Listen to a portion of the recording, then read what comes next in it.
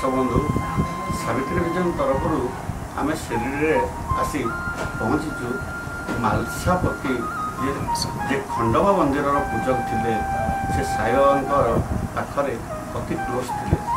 साई बाबा बरजात्री सांगे आसते बरजात्री सांगे आसी जो पहुँची थे शिरडी से मालसापति साई को चिन्ह पारे एवं आउ साई बोली कही साई को आह्वान करते खंडवा मंदिर भीतर को डाकी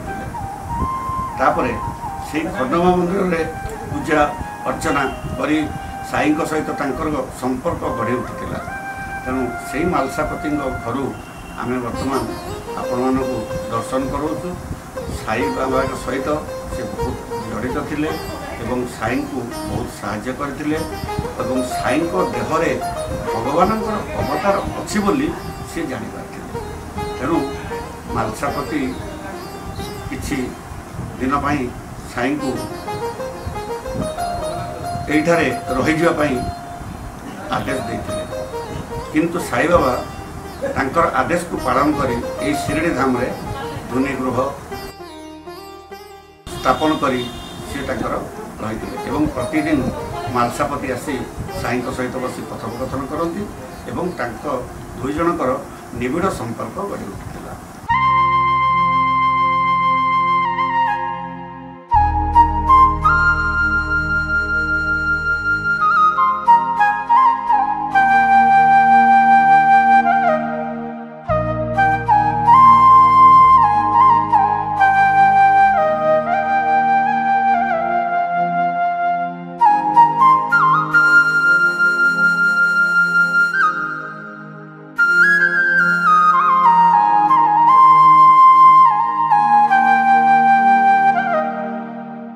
नमस्कार दर्शक बंधु आम बर्तमान मालसापति वंशधर जड़े छोट पिला कुनी पिला को पाइचु जहाद्वारा कि सी मालसापति रिलेसन नातुणी नाती झील तेणु सी बर्तमान मालसापति विषय में किसी कहे।